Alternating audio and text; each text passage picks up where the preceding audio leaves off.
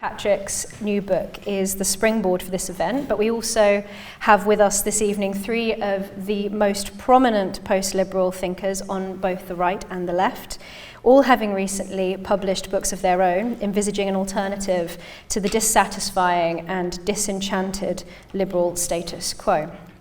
So I'll begin by introducing each of our esteemed speakers. Patrick Deneen, first and foremost, is Professor of Political Science at Notre Dame University and is the author of numerous publications, including Why Liberalism Failed, published in 2018, one of my favourite books. Looking at what to do next, his latest book, Regime Change Towards a Post-Liberal Future, argues that we should look to neglected resources in the Western tradition's philosophical heritage to construct a better way forward. He draws on thinkers from Aristotle to Burke as the basis of a post-liberal alternative. Danny Kruger is the Member of Parliament for Devizes and author of the newly published Covenant, The New Politics of Home, Neighbourhood and Nation, which argues for the restoration of the politics of virtue and belonging, advocating for an understanding of our political settlement based on covenant rather than social contract. And finally, Maurice Glassman is a political theorist and Labour member of the House of Lords. He coined the term Blue Labour and recently published a book by the same title, Blue Labour, The Politics of the Common Good, and he's also director of the Common Good Foundation. This event has kindly been sponsored by Notre Dame Centre for Citizenship and Constitutional Government, and the video of this event will be posted on their website afterwards. Now, before we kick off, I want to begin by thanking Patrick and the organisers of this event for the honour of being asked to chair an event with people that I admire and have admired for a very long time. Each speaker will have 15 minutes, up to 15 minutes, to make their opening remarks, and this will be followed by my brief reflections for around 5 minutes. And I'll put some of those reflections to our speakers, and that will be followed by a Q&A. And briefly, after the event, there will be a drinks reception, and books, as you can see at the back of the room there, will also be on sale. So all of that said, let's welcome the progenitor of this event, Patrick Deneen.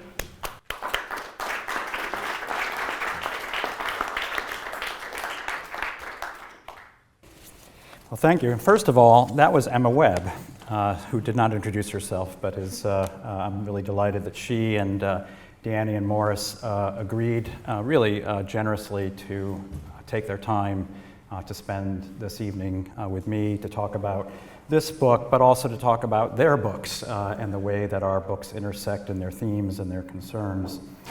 And since I'm thanking people, I also want to thank a few other people. I want to thank Ruth Killick, who's the publicist for the UK press, who did a lot of the legwork in organizing and pulling this together. Safa Erguner, who's back there. Safa, she works here at the University of Notre Dame, London Global Gateway, and did just an immense amount of this organizing. So I'm so grateful to Safa and all of the staff here. This is like my home away from home in London. I lived here in the fall of 2019. This is the campus of Notre Dame here that's how we say it, by the way, Notre Dame. The campus of Notre Dame here in Britain. And so it really is kind of a homecoming for me. And as was mentioned, the Center for Citizenship and Constitutional Government, which was founded and directed by my good friend Philip Vincent Munoz, who helped to support this event. So I'm grateful to him as well. So let me begin. I'm a political scientist with some politicians up here. Let me begin with some political science stuff. I want to begin with a poll that was published, some of you may have seen. It appeared in the Wall Street Journal in March of 2023 of this year. The title of the article, as it appeared in the Wall Street Journal, was, and I quote, "America pulls back from values that once defined it." Now, what were those values? Were they life, liberty, and the pursuit of happiness? A very, very popular phrase here in Britain, I'm sure. Was it limited government? Was it gun rights? Was it low taxes? No, these were not the values that Americans were pulling away from or pulling back from. The values that were being reassessed and pulled away from were values of things that you could say we love, things that pull us outside of ourselves. The love of God, the love of family, the love of neighbor, and the love of nation. And in fact, when you hear that list, you're probably thinking, as I did, well, these are not particularly American values. These are human values. These are the values that have defined, in a sense, every civilization that has ever existed for any length of time. So what are the nature and extent of the changes that this poll was measuring?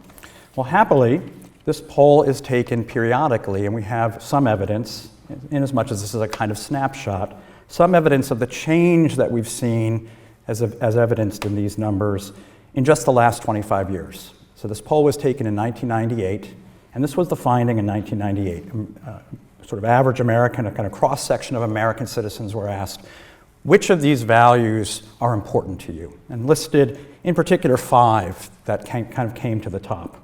In 1998, 70% of Americans said patriotism was an important value. 62% said that religion was an important value. 59% said that having children and a family was an important value. 47%, so less than half, just less than half, said community involvement was an important value. We're a long way from Alexis de Tocqueville. And 31% said money was an important value. This was in 1998. Now, in 1998, I was alive in 1998, and everyone was talking about the decline of Western civilization back then. Things were terrible. But even back then, still a majority said they were patriotic, a supermajority said they were patriotic, religious, and 60% said having children were important. So now here's the findings in 2023, and I'm going to announce them in reverse order. So I'm going to go from the last place first. So in last place were community values, which came in at 27%. That's a decline of 20% in 25 years. Having children came in at 30%. That's a decline of almost 30% of an important value. Patriotism, in third place, used to be first, came in at 38%. So again, less than 50%. The largest decline of 32%. Religion came in at 39% of citizens saying it was an important value. That's a decline of 23%. And money came in first place as the most important value. 43%, still less than 50, but an increase of 12%, and identical among so-called self-described conservatives and liberals. So this is what is often taken to be the paramount American value, which I think we're famous as being money grubbers, loving money, loving the almighty dollar. Notice that that actually became the most important value for Americans, at least if this poll is any reflection, only in the past 25 years, at least as a stated value, as something people would answer in a poll. And of course, what were abandoned or what has significantly declined weren't just America's traditional values, but arguably the foundations of civilization itself, the care and concern and practices for others that draw one outside of oneself. What we've seen then is the literal replacement of concern for others with that collapse into self that was described by Tocqueville in his Democracy in America as the likely outcome of liberal democracy in which one is trapped in the solitude of one's own heart. But what Tocqueville predicted as a likely possibility has increasingly become, by all measurements, become our reality. And I think it's the case. I have not done a complete, comprehensive undertaking research of all civilizations that have ever existed, but ours might be the first civilization to attempt to institute an alternative foundation, not based on love of God, love of nation, love of family, love of neighbor. The sovereign self now has taken the place of that self connected and bound to others through a multiplicity of relationships. And we are, I think, increasingly today like that proverbial frog that has been boiled and in many ways now regard this world that we live in as in many ways kind of how it is. We think perhaps nostalgically of a world that once existed in the distant past, maybe in the 19th century. Maybe, the stories of Londoners in World War II coming together. Maybe the 1950s, the coronation of Queen Elizabeth II. Maybe as recent as the 1950s. But money was still the least valued object and valuably stated as early as recently as 1998. So to the horror of today's leadership class, I have written a book in response to this called Regime Change. And the response has been, let's just say, close to hysterical. I've been roundly condemned by just about every mainstream newspaper, publication, and so forth. And it's equal opportunity. I think the two harshest reviews appeared in the New York Times and the Wall Street Journal, respectively. So I take that as a mark of valor and compliment. It's been vigorously and even viciously attacked primarily because of the title, which suggests that there needs to be an overthrow of the current political system. But the book is really about the fact that there has been a regime change. That's precisely what this book is about. And that's what those numbers that I just recited to you are about. We've undergone a regime change. We don't call it that necessarily. Again, the frog being boiled isn't aware of it's being boiled, even if it's as quick as 25 years. But the regime change has already taken place in the course of the lifetimes of many of the people in this room, at least maybe about half, if I'm guessing ages correctly. A world that I certainly grew up in, and that at the time at least, many of us could not even imagine disappearing, much less in 25 years. We've undergone a regime change in not just in a brief amount of time, but in a form about as complete as imaginable that didn't require essentially largely the snuffing out of an entire civilization, the elimination of its populace. And I was thinking about this today, that whatever this regime is, whatever we call it, liberalism, modernism, and so forth, that this regime change would have been thought at the time I was growing up as largely impossible to achieve, in part because we had seen how impossible it was for the great ideology of the 20th century to achieve it.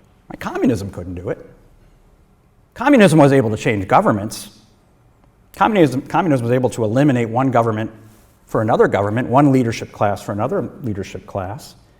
But the fact it couldn't overturn the regime in many of its captive nations ultimately was part of its demise.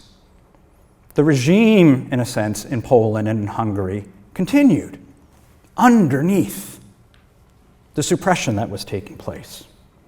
And that suppression was violent and constant and ongoing. The fear was everywhere. I was in Budapest recently and had the opportunity to visit the House of Terror. If you ever are in Budapest, take the time to visit the House of Terror. It won't be the happiest hour of your life, but it will be an instructive one. This was the regime attempting and succeeding in creating an atmosphere of terror through just random and arbitrary imprisonment and execution.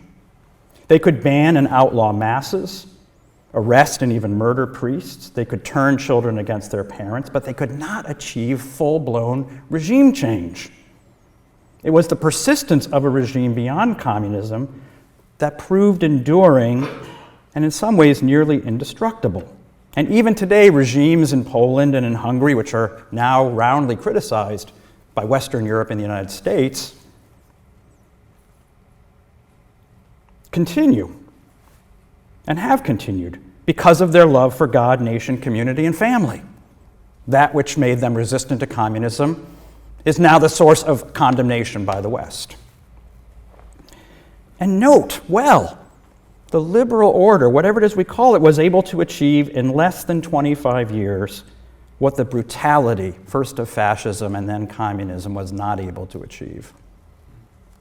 Not nearly as completely. It had almost a century, those two regimes, to do what was achieved in less than 25 years. So I would like to be spared the shock and the distress by the journalist class at the suggestion that we need regime change because we've already gone through it and they've been a part of instituting it.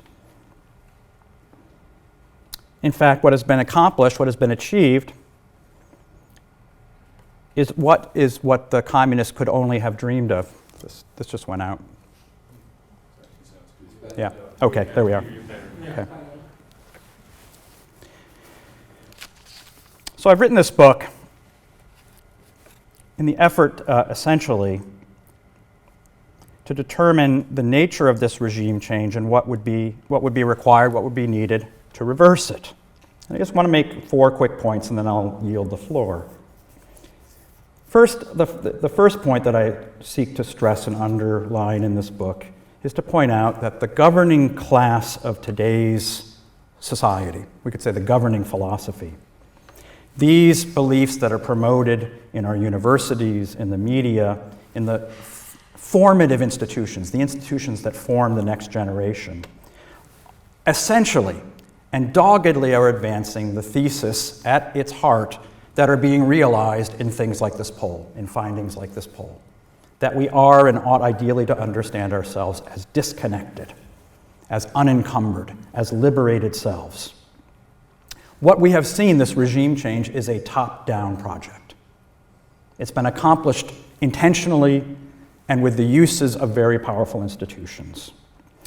The second thesis, again ground, I hope, in an empirical basis, is that the consequences of this project have fallen negatively and disproportionately on the lower and working classes of our society. Whereas those consequences have actually redounded to the benefit of the ruling class that has instituted them. So like every ruling class that has perhaps ever existed, there's a self-serving nature to this project. That it turns out that a society that's increasingly defined by an absence of these loves of God, country, family, and neighbor is one that's going to benefit a certain group of people. This, as a consequence, has provoked both a very old, a very ancient division in our politics, but also in a new form, what we now today call populism, right populism, left populism, but it takes a new form. And the new form it's taking is, in particular, that it's against a new kind of ideology, the ideology of the unburdened self. And of course, as the guests here represent in many ways, this reaction is not easily defined by long-standing or current left-right labels. It has its left dimension, which is especially seen, I think, in its effort to restrain the ravages of a capitalist economy through the imposition of the role of the state in limiting those ravages, especially as they're felt in the working classes. But it has its conservative dimension, which is to push back especially against the kind of social revolution that we're seeing taking place, against the family, against the nation, and so forth. Taking place, if nothing else, in the anti-woke movement, but perhaps more positively, I think Danny and others are trying to make efforts to push forward agendas that will support families and support neighborhoods. Now, this uprising from below that we've seen, at some level, contradicts a long-standing and intellectually dominant view that the proletariat would be primarily left materialist. This is the analysis of Marx, that it would be a revolutionary proletariat, that it would be an agent of revolution, of overthrowing the existing order.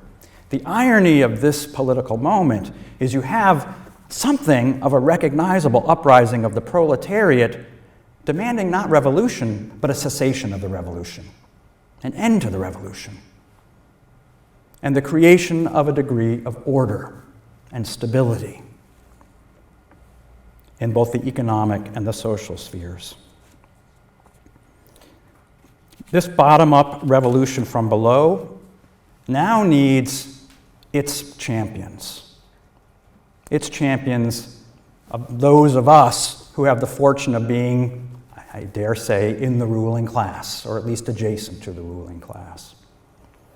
There needs to be a revival, especially of that tradition that I think is especially deep in Britain and the UK, of a kind of an understanding that a certain kind of elite combined and championing the interests of the working class is a tradition that goes back to Burke and Disraeli, has its representatives in Red Tory and Blue Labor.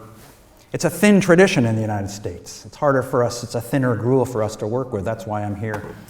I'm hoping at least you can give me a little bit of tailwind on my way back. But I think it is striking to me that this situation is faced by both of our nations, and we have the opportunity to work together to build what I hope will be, in this case, a kind of transatlantic movement to push back on what has been a transatlantic revolution, a transatlantic regime change. So I'm delighted then tonight to be able to just present some of these ideas to you and to be in conversation with these three wonderful interlocutors. So thank you very much.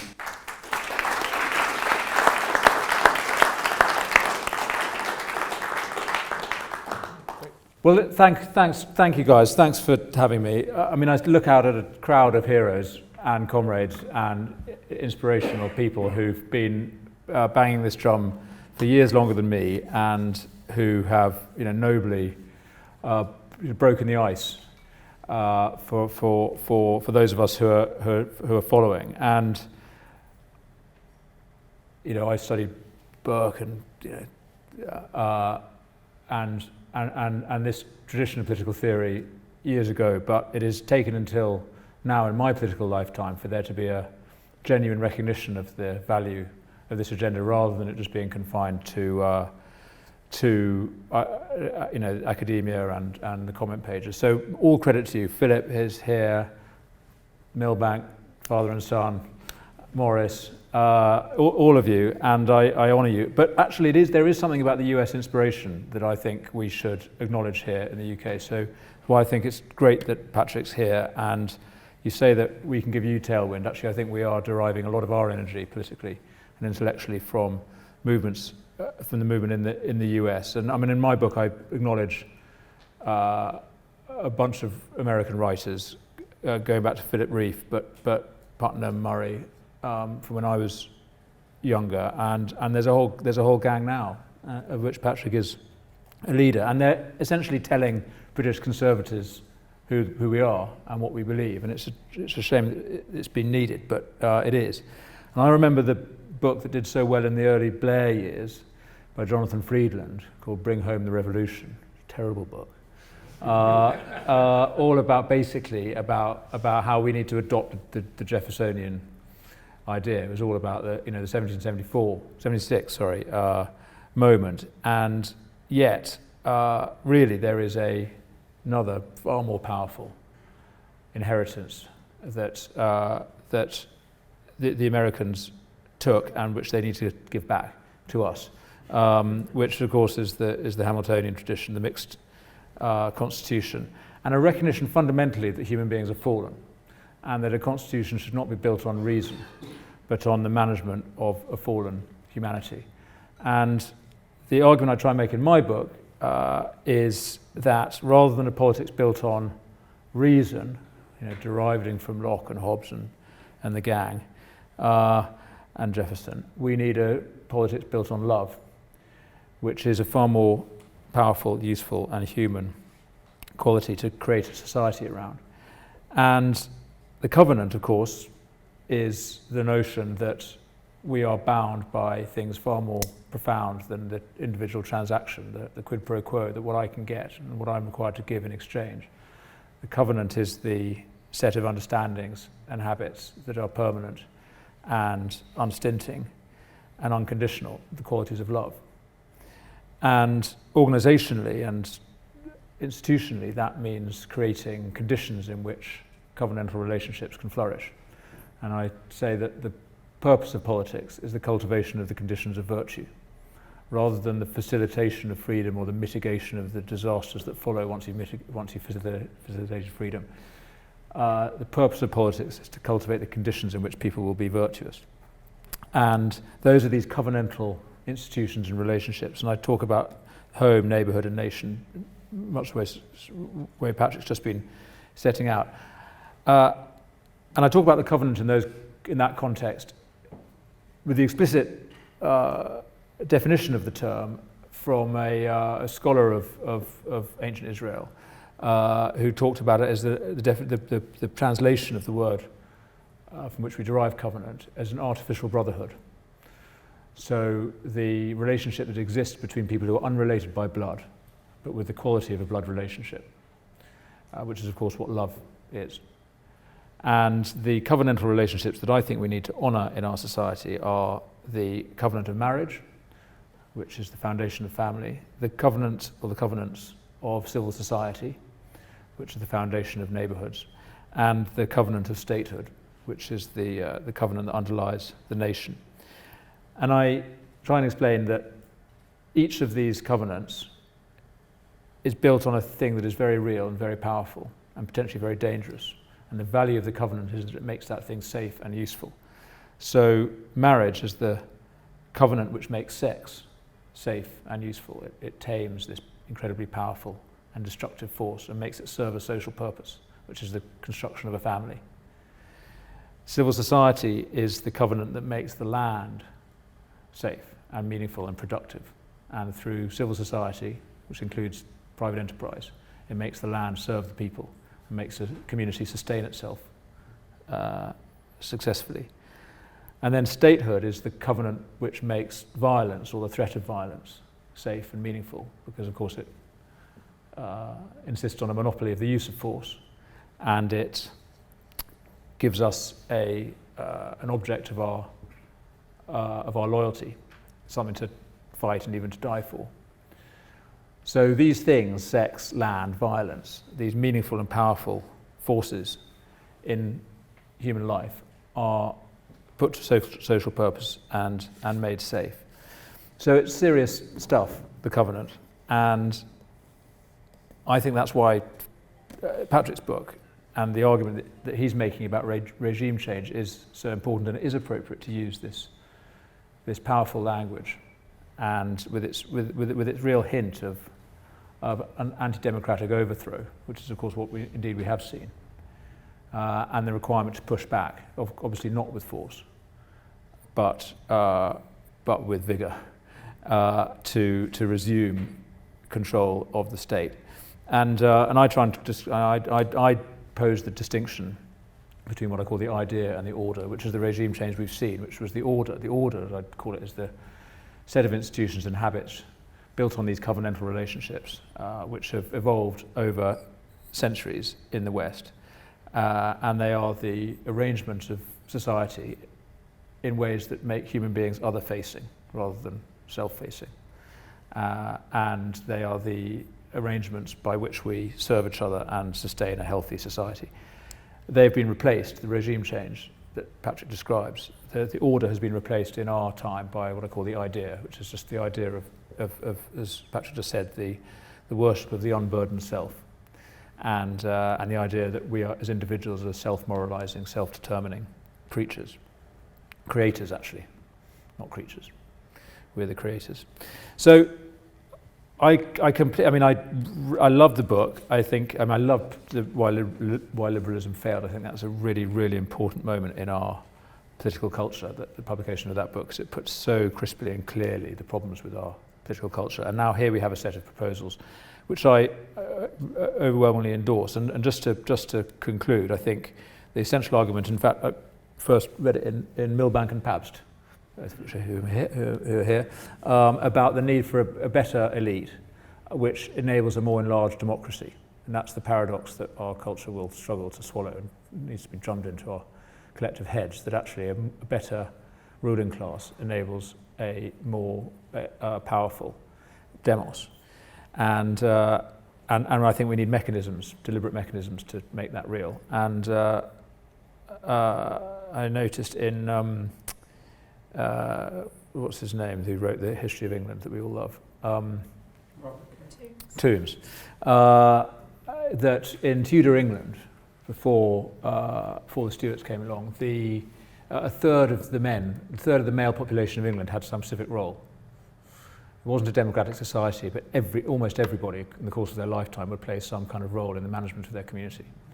And what a thing. So in my book, I think we should have compulsory council service. That's the only idea that anyone's noticed, and they all think it's ridiculous. But I think we should be required as citizens, like you are required to serve on the jury when you're called up. And the old Athenian model of sortition, we should be chosen and just put onto the council. You should serve your community. Anyway, but I think so. We need to do that. And then just to acknowledge a couple of things I really liked in the book: recognition of the destructive value of our higher education system. And Patrick talks about universities as centres of Gnostic indoctrination. That's a great expression. Basically, teaching young people that the unreality is real. Emphasis on reshoring of manufacturers. I think there is a debate to be had Morris would be very good on this, about the difference in the US and the UK. I mean, we're not self-sufficient in energy and food like you guys are. Reshoring manufacturing to the same degree is going to be a much greater challenge. Nevertheless, it's one to consider. And then lastly, I just thought, you'll talk, Patrick, you talk about the need to, I talk about the need to regulate sex better. You're basically making the same point, that the transgressive sexual culture is, as you describe it, safe play for sophomores, whereas for real people, it's a matter of life and death. So being deliberate about sexual regulation, I think, is a necessary part of taking back the state, which we need to do. Okay, thanks.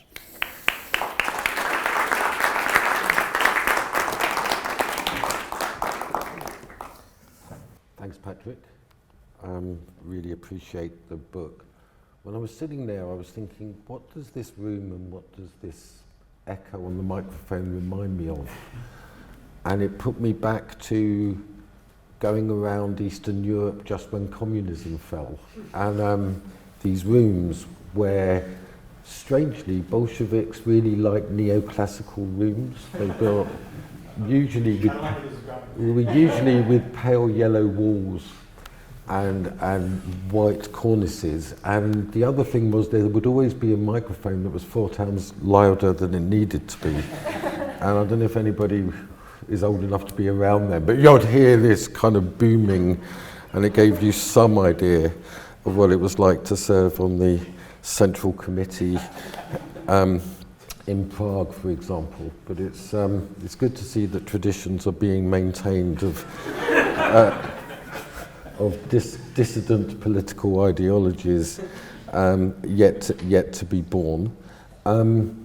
So that was a very strong memory that being here evoked, and remembering being in these meetings where you could begin to see that in Eastern Europe the divide was going to be between a certain kind of liberalism, the EU and joining NATO, and a really virulent form of nationalism. And it was kind of good that I couldn't really hear or understand what anybody was saying. But that was the point really about all of this that I want to raise in this talk. Because if you look at something like the Solidarity movement in Poland, and you look at how they resisted communism, and you look about the role of the trade union, and you look at the role of the church, and you look at the role of workers' councils and co-determination and a self-governing republic, it was called in Poland. But in the end, it came up, and you would look at post-war Germany, and you'd see the role of the trade unions in the corporate governance of firms, and you'd see the role of the apprenticeship system in the organisation of the labour market and of local banks, and they had to go into shock therapy. Everything that Solidarity stood for was completely smashed by a word I'm going to use a couple of times, and I'm going to call it, capitalism. There you go. I've got to the point. And this is what I wish to talk about really in response to Patrick's book, because the book is really excellent, and I also wish to bring in, Danny, the meaning of covenant in relation to this. Because really the thing that has slipped away from all sense of obligation, the thing that's been absolutely transgressive, Danny, I mean, absolutely demonic in its refusal to accept any form of accountability, that has defined the last 40, 50 years in terms of regime change, Patrick, is global capital. There are no constraints on that. And so whereas it's very unusual these days, just to share with you, and I'll transgress it, to actually read a book. I spend a huge amount of my impoverished life kind of an article here on the internet, but reading the book, I was really immersed in that. Is that I completely agree with you about the indoctrination and the universities, and the fact that the huge burden has fallen on working class people, and yet working class people remain the hope of redemption throughout in this story. And to say that in terms of our country, I think we still have retained the ancient constitution, a form of mixed constitution. We do still have a monarchy, we do still have common law, we do still have parliament, we do still have the army, but the thing that has escaped any covenantal obligation is the market. And I just want to talk about this initially, because when I think about it like this, it's a complete desecration of the holy. You know, I used to get into a lot of trouble, I still do really, in Labour, for being so explicit in drawing upon relationships with Christian and other faith communities, looking to particularly Catholic social thought as a form of inspiration and how to organise the political economy. And of course I was accused of being complicit in sexual abuse, patriarchy and the general oppression of the world. And I used to say, yeah, that's all fair enough, but at least religious people don't think that the free market created the world. You know, and that's the thing, because if you think about creation and that it's constituted really by human beings and nature, what capitalism tries to do is turn human beings and nature into commodities. It wishes to, in its fundamental form, land markets, labour markets, housing markets, food markets, is to turn it into the human being. We are dependent on the market and fluctuating prices, so the loss of status, the loss of human status, and that is the fate of what you might call, various people have tried, I don't know, capitalist modernity or capitalist post-modernity, whichever you wish to put it, is there's no escape from that. And that is the thing that I wish to raise about conservatism to both Patrick and Danny. Certainly even Burke couldn't grasp the revolutionary nature of this capitalist order. It's not market order. Markets have existed for thousands of years and prices have existed. It's the transformation of the factors of production, the human being, nature and money, into themselves traded commodities. That's the shift. And then, you know, we have to deal with the consequences of that. I mean, in my book here, it's not available for sale, you know, so believe me, I'm not saying, all I'm saying is it's half the size of Patrick's, so, you know, look at that.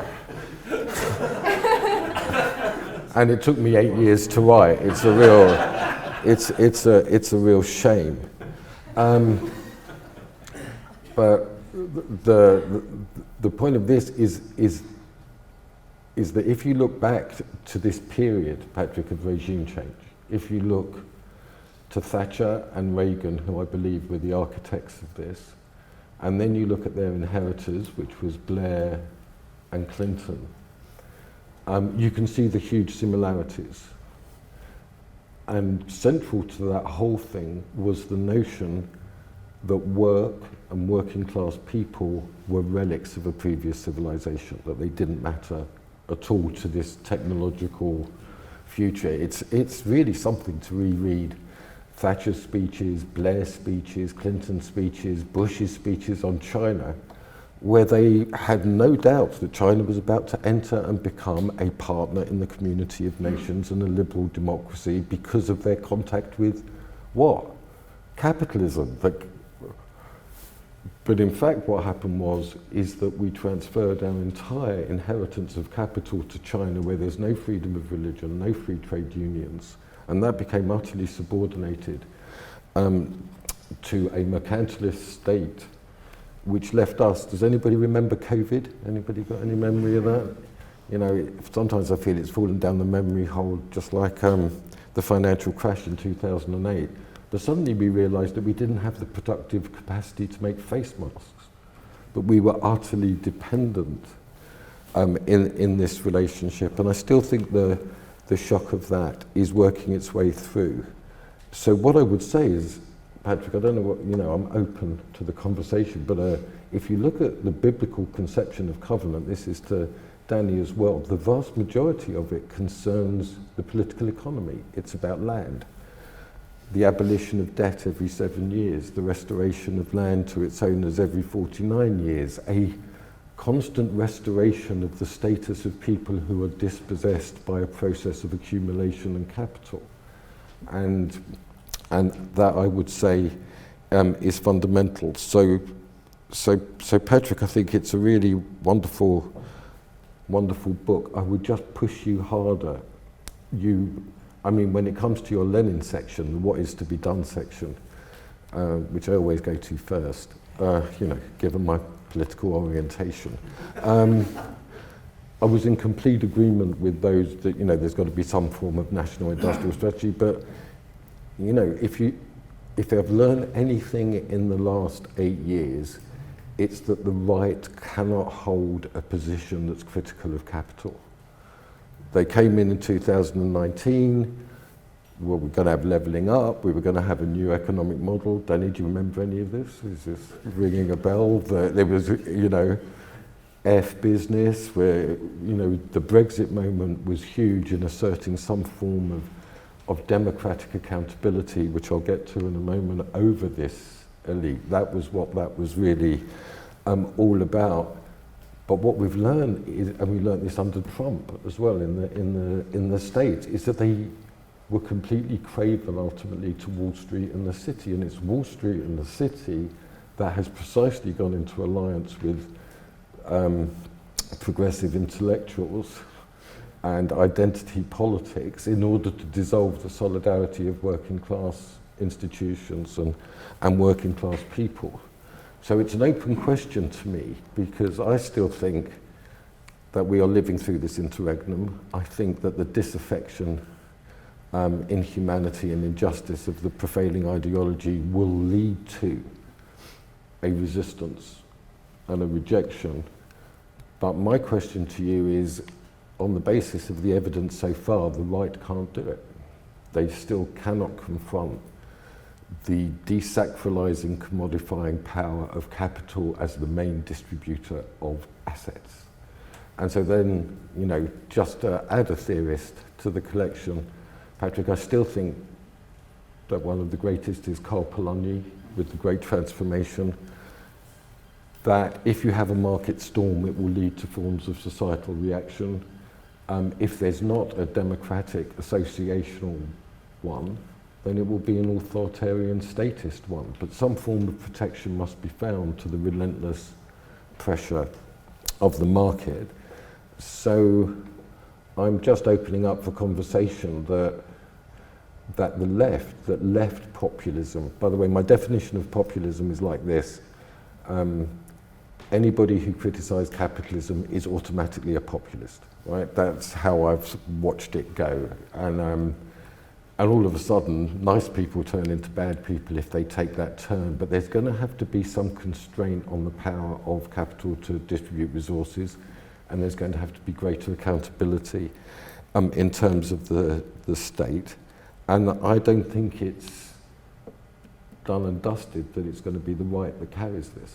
In fact, what I'm saying is, Danny, this is the challenge I put. The right has not been able to deliver, and you can see the state of this government now, has not been able to in any way refashion an economic model that's anything other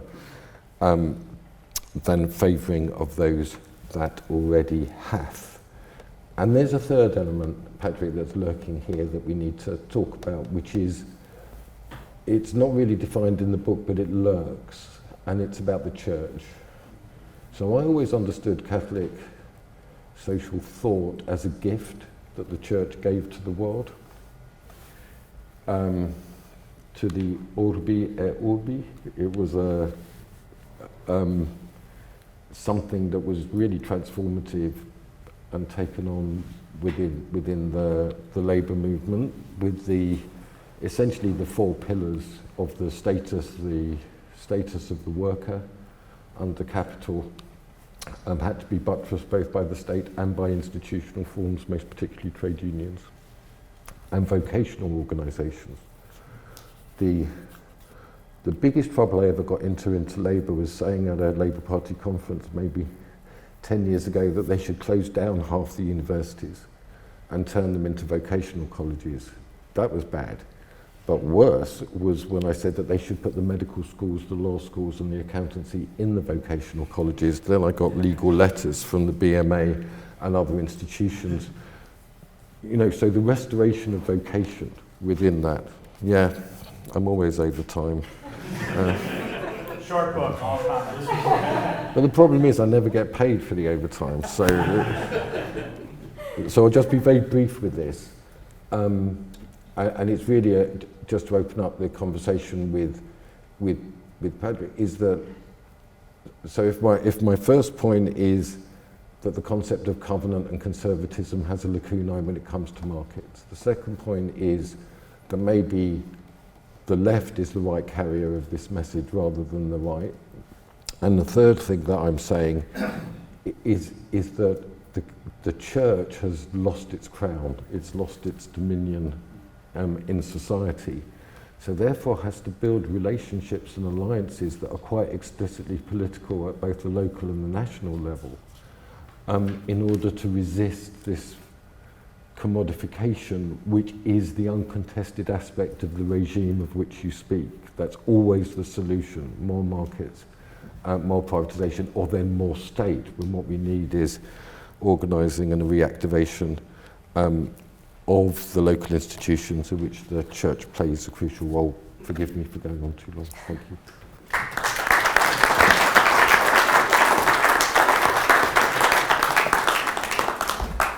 Morris scuppered my attempt at being discreet. Also, thank you, Patrick, for introducing me there, because I realised, as Danny said, looking out on a crowd of comrades, there were so many familiar faces that I didn't even think to introduce myself. I'm Emma Webb, the UK Director of the Common Sense Society. So hello to anybody in the room. There aren't very many of you who I've never met before. So I'm just going to provide a few brief comments on the three books, and also on some of the things that have already been mentioned by the other speakers. So firstly, I'll start with two very bland and banal observations, if you'll forgive me for that. The first is that contextually, I think we're living in a post-liberal era, and very often I'm asked, in fact, by at least one person who's in the room tonight, maybe more, what actually is post-liberalism? And strictly speaking, I think that everything really is post-liberal in the most banal sense. And so it is expected that there will be quite a lot of variation in the sorts of thought and ideas that are identify themselves as or identified by others as post-liberal. And one eminent academic described this to me as an unexpected bunch sitting on a bus side by side and wondering why on earth they're sat next to each other when they know that they're going to completely different destinations. And that means that we are also blessed to be living in a really interesting and exciting time in which post-liberalism is figuring out exactly what it is. And so that leads me on to my second banal observation, which is the simplest thing that could be said about post-liberalism, which is that I think it's an attempt to excavate the bugs in the code. I think that what we're really trying to do is work out where things have gone wrong in our thinking about ourselves, about the world, about the state, and about value, and to try to resurrect the proper relations between things, to develop and rediscover importantly the vocabulary that we need to have in order to have an accurate and honest account of things, to really build our house on rock, which I think we've discovered that it turned out that we were building our house on shifting sands. And all three of the books from tonight's speakers that we've discussed tonight are three serious landmarks along that road. And so with that, I'd like to turn very briefly to the idea of covenant, because I think that it's an important idea, and I think it has a lot of mileage, particularly in this search for a more appropriate and honest vocabulary for expressing not only what's going on, but what direction we should be taking going forward. And one of the main criticisms of liberalism is that it simply cannot make sense of relationships properly, that endless present is this sort of tomb that in the rationalist project dissolves those relationships like acid, and that it's actually those relationships that need to be restored as the antidote. Anyone who's heard me speak before has probably heard me recite this quote because it's one of my favourites, but I make no apology because I think it's perfect.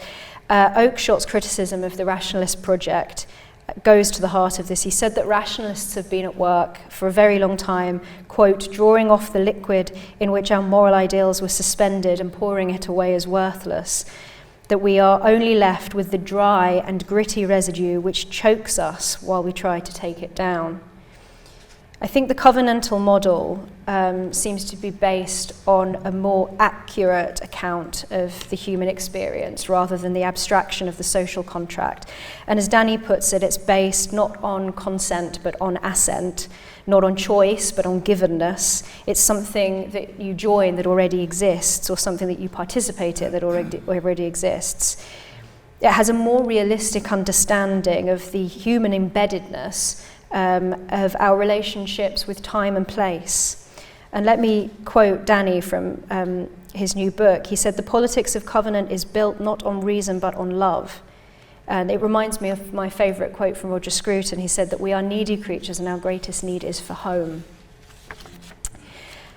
Just as Patrick draws on sources in his book from classical antiquity, the idea of a mixed constitution, Aristotle, the common sense of accumulated wisdom over time as the wisdom of a people. A political philosophy of the covenant has its roots in the Judeo-Christian wellspring of our civilization. So there's got to be something useful in that, in retracing our steps to find where we stepped off of the correct road. And the covenant idea avoids the timeless abstraction of the endless present because, as Morris has written, it's an intergenerational commitment to the common good. And it's fundamentally relational in that way. It's based on an honest anthropology rather than, as Danny puts it, a vortex of abstraction.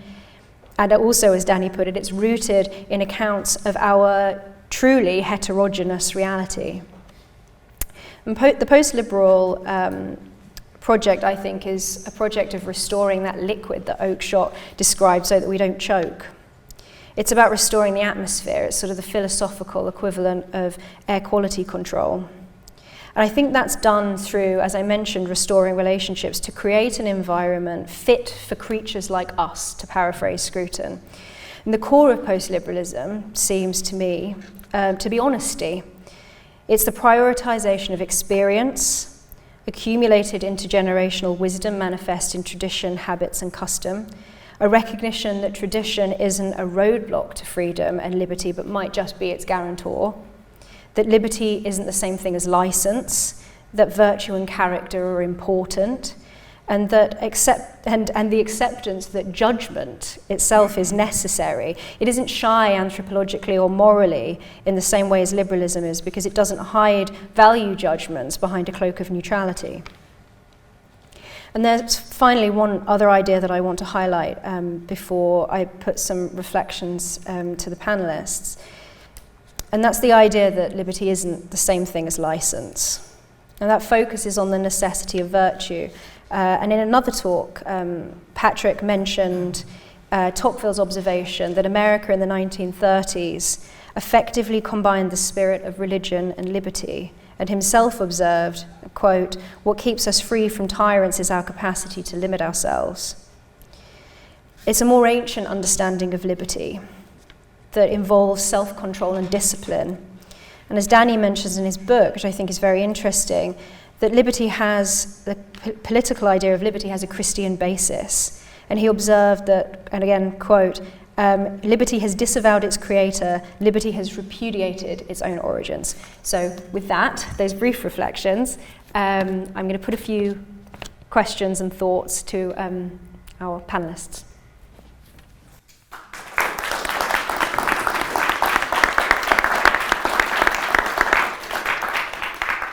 So I don't know if this is working. I'll lean into it, or is that too echoey? Too loud. It'll trigger Morris. I have a small voice.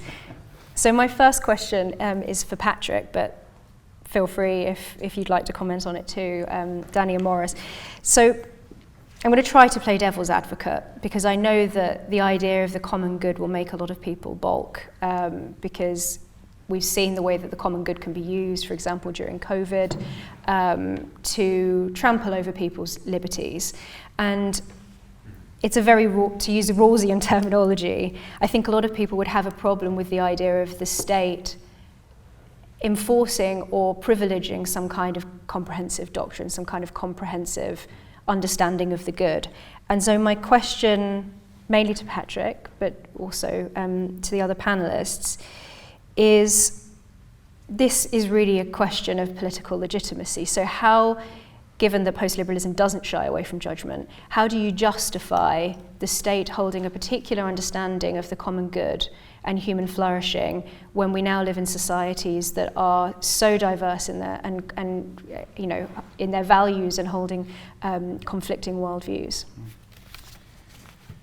So I'll answer your question, but first I'd actually like to just take just a minute or two to respond to Morris's really important and I think necessary challenge, which in the first instance I do want to underscore that throughout the book and in the proposal section of the book, there are actually critiques of capital, there's critiques of the unbounded market, there are maybe two modest suggestions, which are combined with suggestions about strengthening family, communities, public service, and so forth. But I talk about the importance of strengthening, especially in the US, private sector unions, workplace councils, apprenticeships that Danny also underscores, and reining in the kind of the financial sector that now dominates both the US and British economies.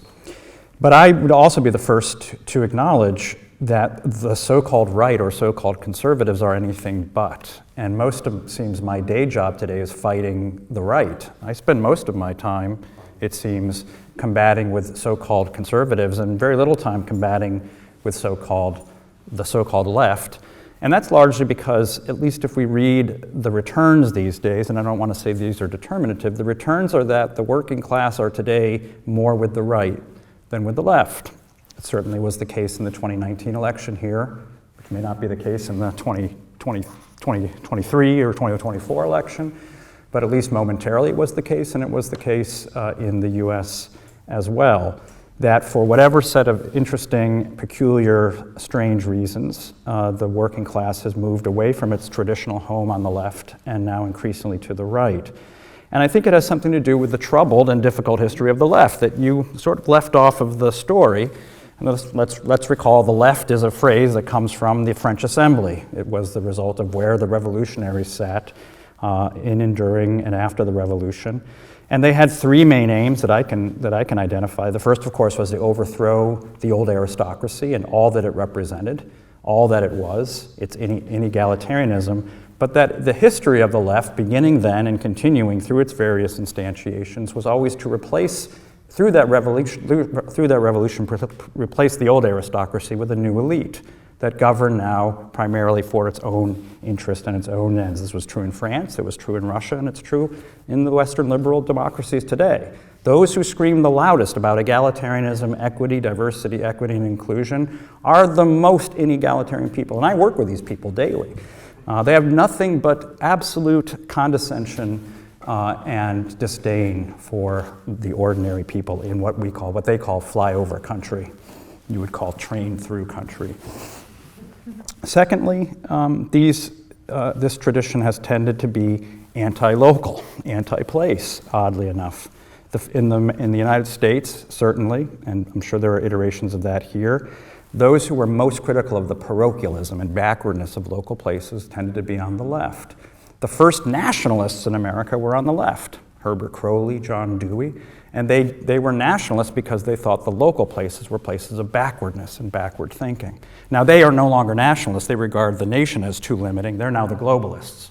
They're the cosmopolitans. But it's really just one step further on in terms of what they regard as too parochial.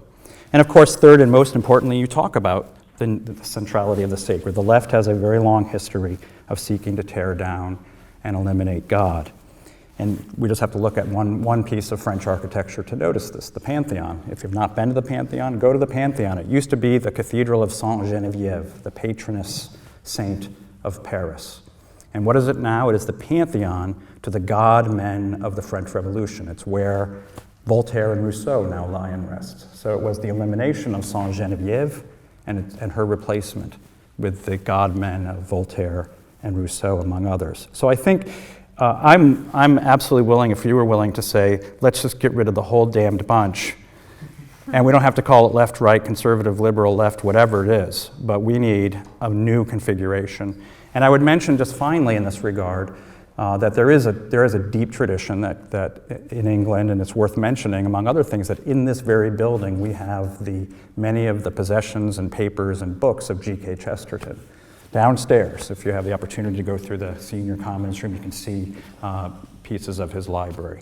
I think there is this tradition, and whether you call it, I think Chesterton would escape easy label, and rightly so, but there is a tradition here that certainly I think conservatives of a certain type and people of the left could subscribe to. Let me just very briefly answer the actual question that was posed to me. I'm struck by what are you, the spokesperson, director of the Common Sense Society. So I actually have a section in the book where I talk about the language of common good, trying to link it to the idea of common sense. And trying to, especially to draw out those two senses of common. That which we share, right? What is common, that which we share, and that which is ordinary, that which is kind of just very basic, right? Commoners, right? The House of Commons, right? Commoner right here, and a lord over here. So yeah.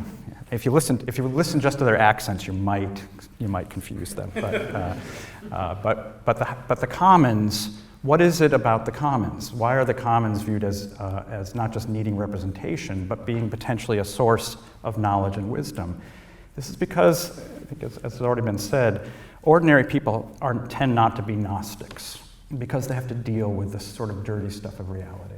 They have to often grow stuff and make electricity work and make the plumbing work. I just don't meet Gnostic deniers of human sexuality or that there's postmoderns when I have a plumber or an electrician working in my house. Among my students, certainly, who don't know how to fix an outlet or even change a light bulb. But among those who do these things, you just don't encounter these sorts of worldviews. This is not to say that these are the sources of all that is good, wise, and beautiful, but it is a way of, you could say, grounding ourselves in the stuff of reality. So I think that the common good is grounded in the stuff of reality, and it begins with where I began my talk tonight, which is that we have lost the basic common sense that a society that does not esteem highly and hold in high regard such things as God, family, nation, and neighborhood has lost its common sense and therefore cannot even understand or comprehend what would be necessary for the common good. And here's where the language of diversity is actually deeply problematic. Because no matter where you're from, what your tradition is, what your cultural worldview is, these are things that we can kind of agree on. These are things that we might disagree on, maybe what the nature of the family is or what the nature of God is, and this can be a source of difficulty. But in the U.S. today, certainly the case that believers in God find themselves having much more in common than those who deny the existence of God. So in some senses, you could say the diversity, the apparent diversity, for example, of religious diversity, is not a barrier to at least this element of what would be essential to beginning to understand and advance some idea of what the common and common sense would require. I think because we started slightly late, I might cut off my own reflections and questions so that we have more time for the Q&A, if you're happy to do that. I don't know if Danny or Maurice, if you wanted to comment on that question about the common good. Guess I'm obligated at some level. So I take what I would say to you, Emma, is that the concept that was used in COVID was the public good. Not the common good, and that the common good is a very distinctive, it's a negotiated settlement. It involves different and conflicting interests negotiating the public space. I would say certainly within the Catholic and within the Machiavellian tradition, with a bias to the poor, that there's got to be some engagement, participation from the poor. So the common good is a political settlement between different interests, whereas the public good is very much more a legal concept that is much more linked to what you might call compliance. And very briefly, Patrick, just to begin to respond, and I think it's important to say this, is that we're not French. You know, we don't take that that the labour movement itself was really fundamentally a very unexpected coalition between Catholics and nonconformist Protestants, you know, that was trying to preserve the dignity of the labourer in extreme conditions.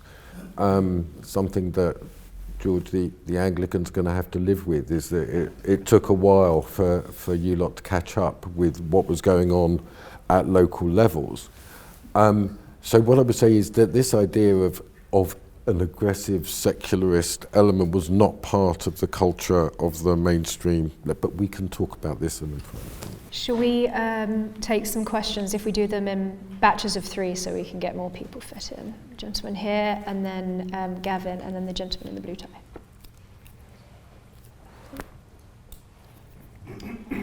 I think also you forgot to mention we keep these relatively short. Yeah, please, short questions rather than statements.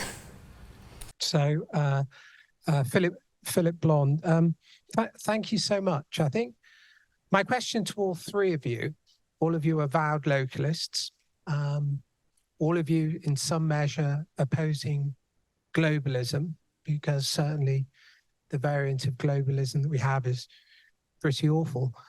Where's the universal in this? What are the limits of the universal in all your work, as all people of faith? Which is always my question. You know, Danny goes family, state, nation.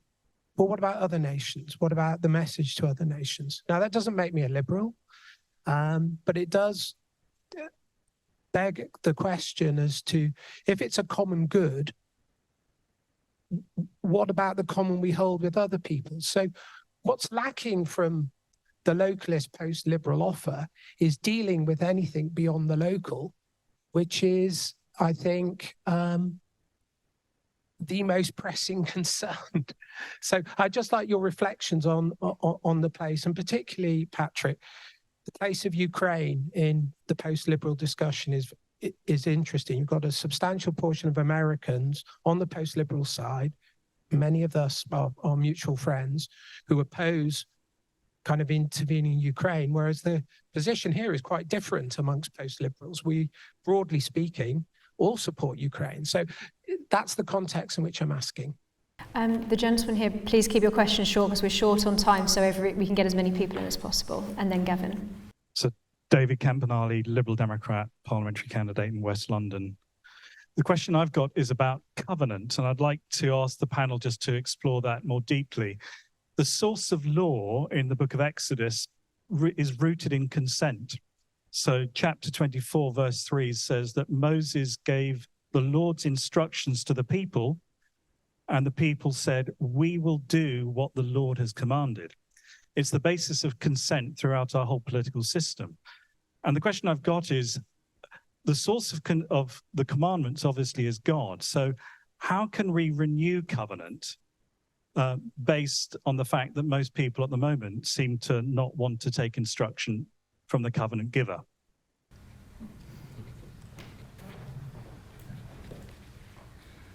Thanks again to the whole panel. That was really fascinating. Brief question from me, but perhaps on a big topic. Sorry, my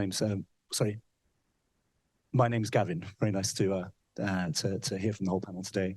Thank you to all of you again. I would just like to ask the panel what in their view, the proper post-liberal position should be on the question of economic growth. It does seem to be a key area in which there's a difference between different types of post-liberal. Some left post-liberals have become quite growth critical, perhaps because it is perceived to destroy the environment, or perhaps even creates an excess of abundance, which then allows us and facilitates us living in a destructive way. Even if we're rich, we're miserable. On the other hand, people like the American political scientist Robert Putnam have illustrated brilliantly the period in United States history where people had the highest rates of civic participation, married the youngest, had the most children, were the most patriotic, had the highest membership of rates of organizations such as unions, etc., was actually the mid-20th century when it had the highest growth rate and also rising equality as well at the same time. So what is the proper post-liberal take on growth? Yeah.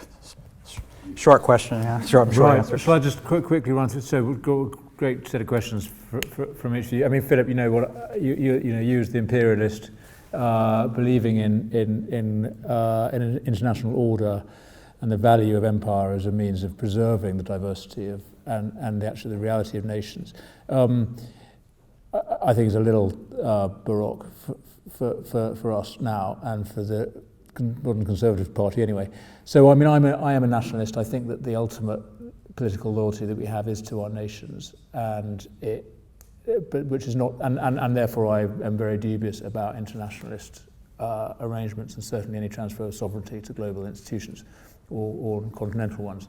But I do think that nationalism is not incompatible with the amity of nations and is in fact the proper basis of an alliance of nations united by values and common interests. So I think we can be good citizens of the world, and I recognise the point John Milbeck makes it very well about the danger of nationalism becoming a sort of liberalism writ large, the autonomous individual without relationships or obligations. That is not what a nation is. Certainly it wasn't the spirit of Brexit in my view.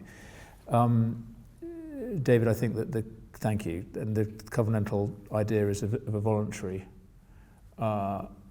undertaking, but one that is thereafter binding. So even if you leave, even if you divorce, you leave your neighbourhood, you change nationality, you still have a set of obligations to the covenant that you made, to the family that you had, the place you come from, the nation that is ultimately still your home. So I think we do need to recognise consent, otherwise this is not a covenant, it's a tyranny. But the voluntary nature of it is not one whereby you can simply walk away and as if it never happened. You're always in that relationship. And Gavin, I'm pro-growth, and I take your point. I agree with how you described Putnam's account. I just think we need to have a model of growth that's built on production, not consumption. Our value. I do believe in. We're given the world to steward. We're making two. Sheaves of corn grow where one grew before is an amazing thing that human beings are capable of doing. Growth is good, but and I certainly don't want to depopulate as some anti-liberals do. But the economic model needs to be one where production, not consumption, is our goal. Go ahead, Morris. Did you want to say? Yep, sure. So, I mean, the point, Philip, that makes us emphasise the importance of place was the evisceration of place within the frame of capitalist globalisation. The idea that through technology, through being on the internet, you could be anywhere and do anything. That was undermining of relationships. That was undermining of democracy. So there is a push. It's a pushback. But certainly, for example, in my very short book, I talk about internationalism. I do think that there are internationalism versus globalization, that there's forms of solidarity that you should have with other people. What I do think a key part of how we should relate to other nations are two fundamental things. The first is that everybody should be allowed to form a free and democratic trade union. That's a universal. That wherever there is capitalism, there will be the exploitation of workers. There has to be a means through which workers can build an organisation that protects their human status in a merciless, extractive world. And the other one is freedom of religion, of freedom of religious association. That these are absolutely universal aspects that need to be pursued. So. That's the. So I've been, to go to your further point, I've spent quite a few months in Ukraine since the beginning of the war. It's pretty hairy, but what is completely missing is any sense of the local organisation of political interests. So with Tobias over there, I'm doing work in Odessa trying to build a community organisation, and they have bought into a completely uncritical, liberal, globalised idea, and the work begins. And it used to be the case, Patrick, that you could rely on the church to be a partner in that, but once again, I've got a view that the church is going through the same sort of unravelling as the labour movement in lots of ways, in terms of being colonised by both liberalism and nationalism within its. I certainly see that in Poland, and economic growth is.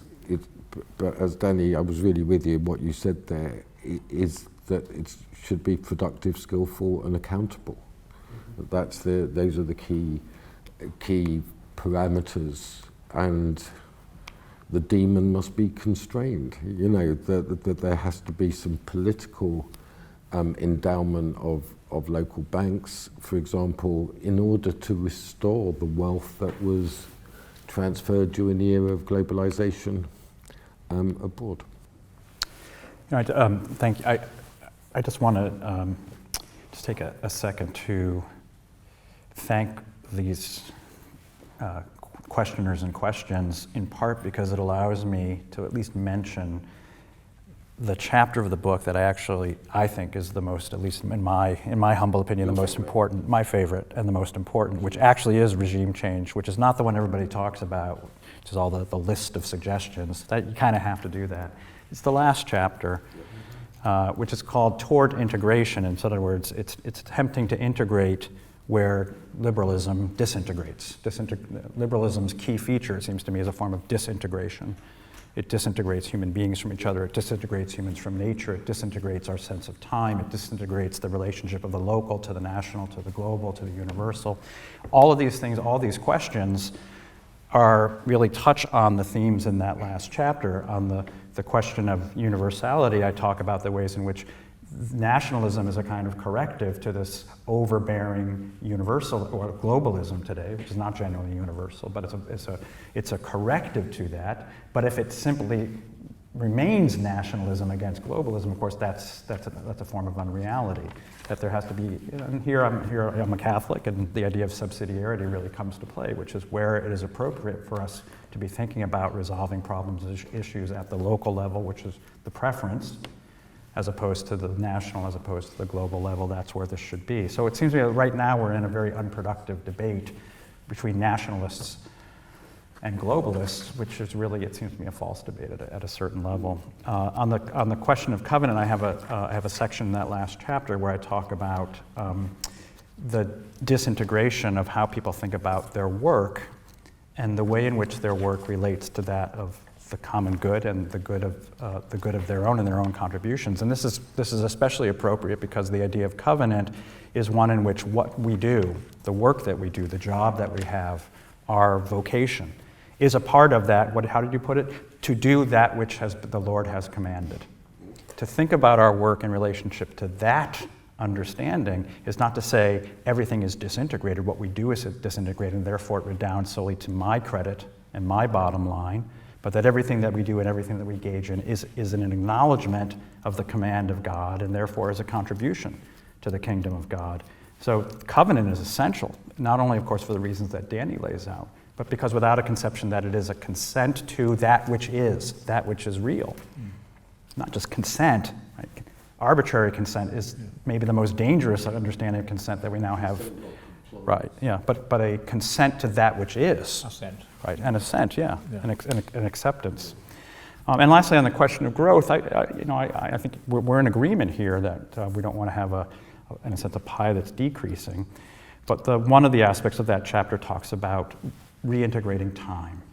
And are we thinking about the way in which our economy, and we're engaging in our economy, that's cognizant of future generations, that's cognizant of the way in which our behavior, our consumption in particular, will impact future generations. And in the disintegration of time that I think is one of the consequences of the liberal order, all we want is growth at any cost, no matter its effects and consequences for the next generation. So it has to be, if there's growth, it has to be growth that's, of course, cognizant of, prefers productivity over mere consumption, but also will have the cognizance and even the self-limitation, potentially, of what any parent would do in relationship to their children, not leave what they are charged with in a worse condition than they left it. And my concern about the kind of growth mentality is that is often done merely to the benefit of this generation at the expense of the next. Should we do 3 questions from the middle to back of the room, if anybody wants to? And everybody has to pick just one to answer. There's a gentleman here also in the grey jacket, and I think that's Sebastian with his hand up. It's a disembodied hand in the background there. Dan Hitchens, post-liberalism has a lot of very persuasive answers on almost every question, as we've been reminded tonight. But I think one exception is immigration. We can all agree that some balance has to be struck between compassion on the one hand, the integrity of the nation on the other. But can we do better than that in terms of articulating the principles to deal with what will be one of the issues of our lifetime?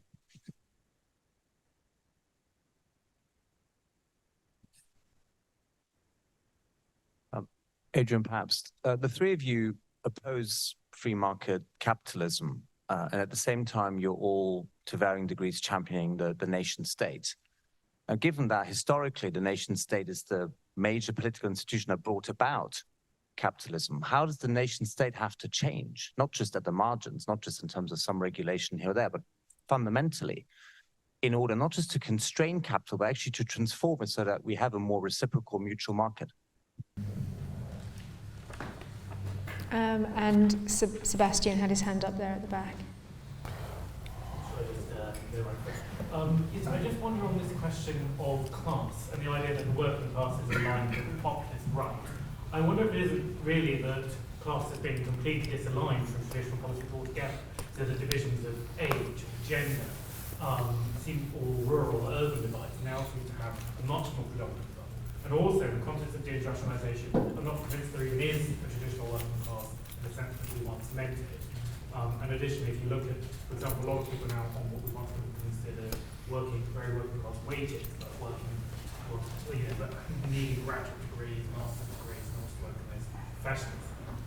So I do wonder if this class populist argument is much more complicated. So I suggest, one more, okay. And thanks for all the speakers and for the event as well. Just a quick one on what the panelists conceive of post-liberalism's view or their view on the sexes. And we've had some interesting books recently, I guess, by Louise Perry and Mary Harrington. And I guess, just to comment on the sexes as complementary partners, but as separate, and what a vision that contrasts with our current one might be. Should we go in reverse order? Morris, back to but why Patrick. don't you select one of these great questions to answer each? Okay, then Ben, no disrespect, as they say. I'll leave that one. When someone says no disrespect, it means that you're about to be massively disrespected. I'll choose. Okay. I think so.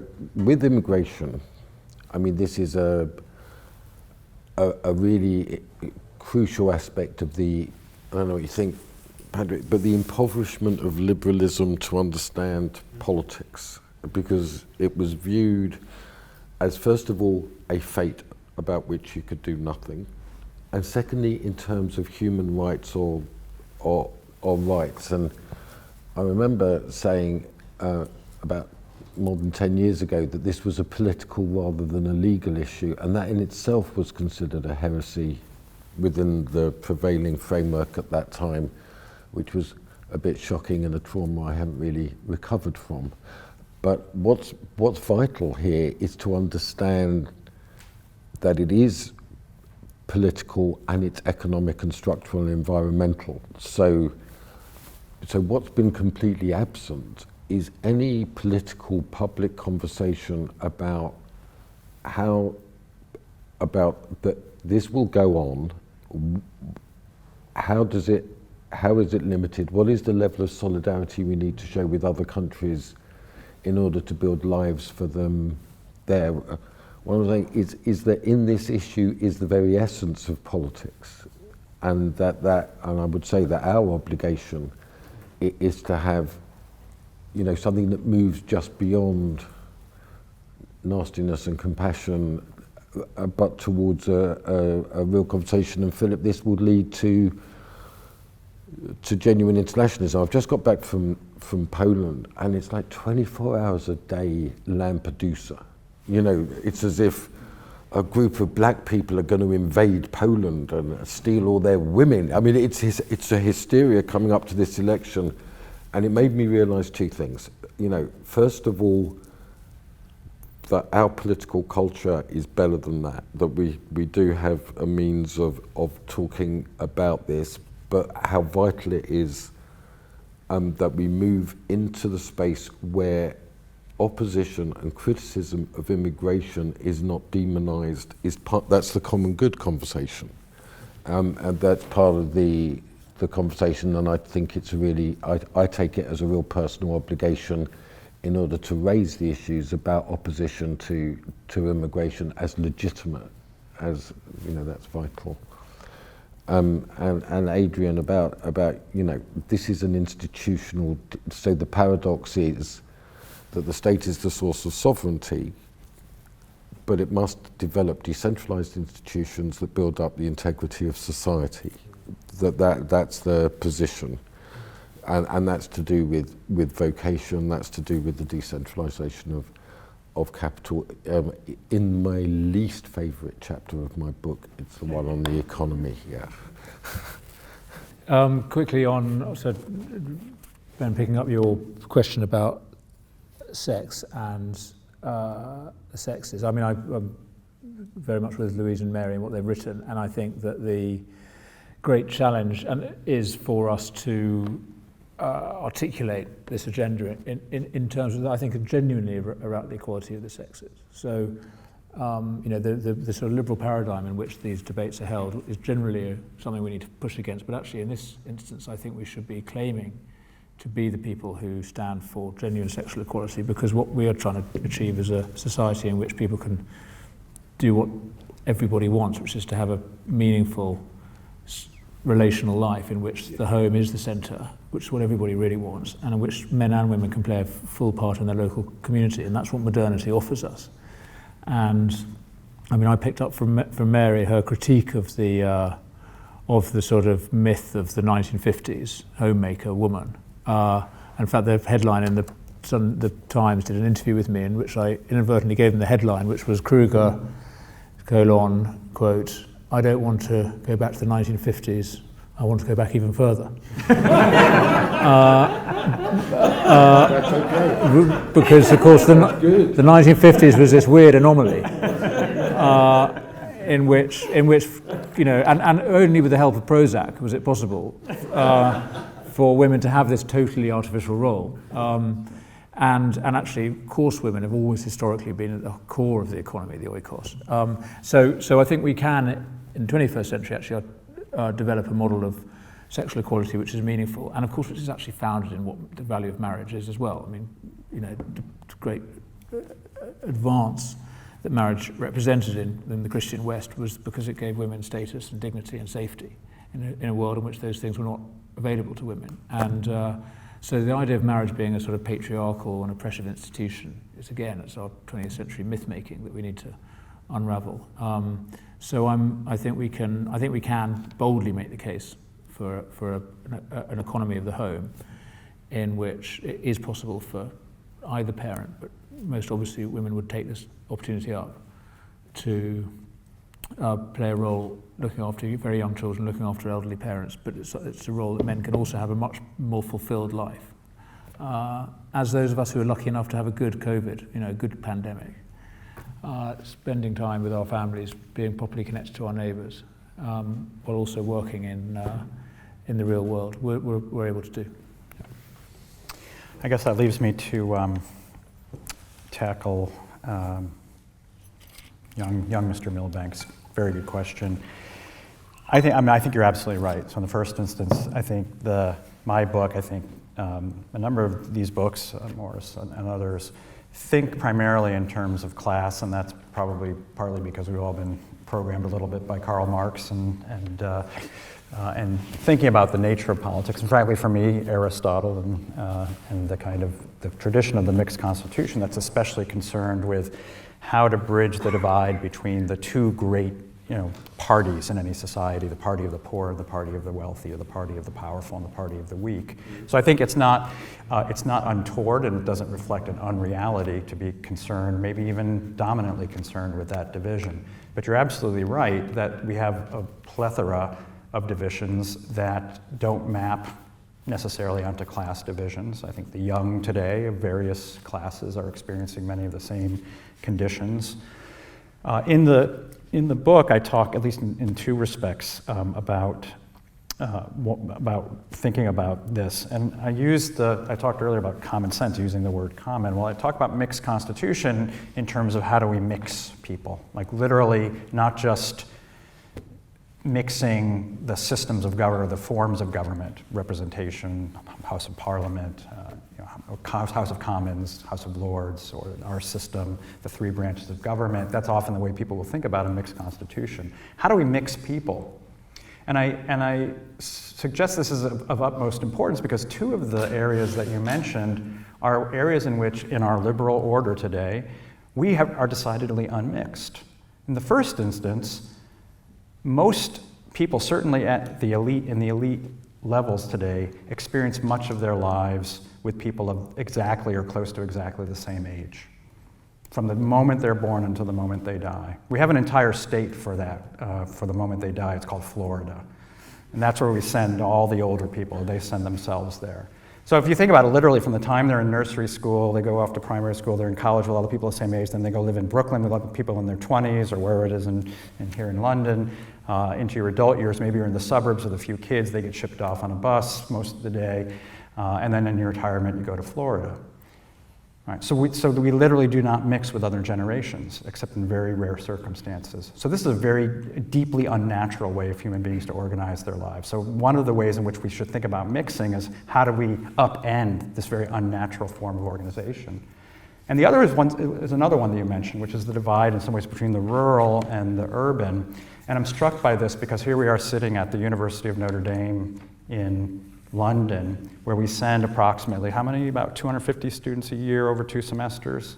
So 250 students get to come here and spend the semester, or at least half of that number get to spend 1 semester here, getting to know exactly the same types of people they will be meeting for the rest of their lives. And being able to brag that they had this really wonderful new cultural experience by coming to London. When if they travel 3 miles in any direction from the campus of Notre Dame, they would encounter really different culture, because it's farmers and Amish. Yeah. I say, let's close this thing down. No, I'm just kidding, stop it. But let's not overestimate what this is, and if we really want to have some cultural interchange, we should just be sending our students about 4 miles from campus, and they will encounter something really different that they've never encountered before. Right. So this is exactly the forms of mixing we need to be thinking about, because it is not limited. It certainly has a class element, but it's not limited to class, and to think through these kinds of forms of disintegration is central to redressing these deep forms of unfamiliarity with our fellow countrymen. If that's the persistent problem of our nations, of our society today, then there's no way we can actually begin to have this negotiated form of the common good unless we actually have something in common. So, with that, let me just mention one thing very briefly, which is that there is a reception, and maybe you're going to mention that, but also there are books for sale in the back. Morris's book is not for sale because we just didn't want to have a lefty book of no. Apparently, his publisher is not economically efficient enough and didn't send us copies. But there is a flyer with a discount code for his book, so you can get a cheaper version of his book than the others that are available. And I'm sure if you collar one of us, we'd be happy to sign a copy. Don't get it on Amazon. Let Emma close the... I was just going to say very briefly that Patrick mentioned that Chesterton's books and other regalia are housed in this building. And what you were just saying reminded me of Chesterton's idea of the democracy of the dead, that democracy says that we shouldn't discount a man's opinion just because he's our groom, and the democracy of the dead, or tradition, conservatism, tells us that we shouldn't discount a man's opinion just because he's our father. So I thought that I would end briefly on that and invite you all to thank our speakers.